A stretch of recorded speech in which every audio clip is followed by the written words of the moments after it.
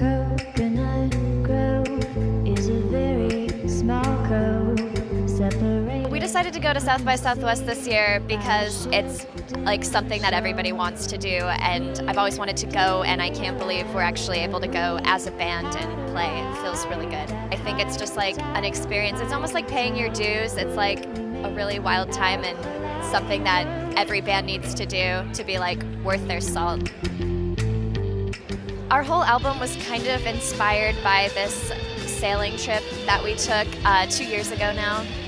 It was like a long time childhood dream of Patrick's. He'd been saving up to do it since he was 12, and when I met him, he was about to leave to move on to a sailboat, and he convinced me to go, and we sold everything that we had and traded every single material possession in for one small sailboat instead, and it was really amazing. And coming out of that whole experience, we felt like rife with creativity, and we ended up making this album, Cape Dory.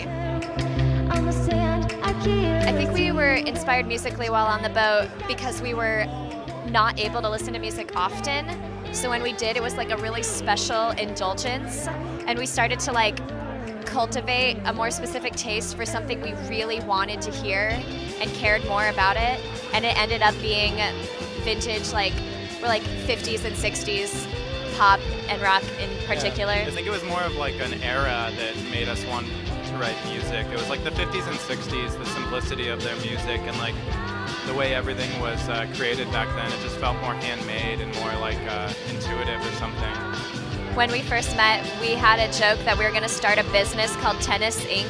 When we thought we would start a band, we meant for that to be a joke too, and we were like, let's just name it Tennis.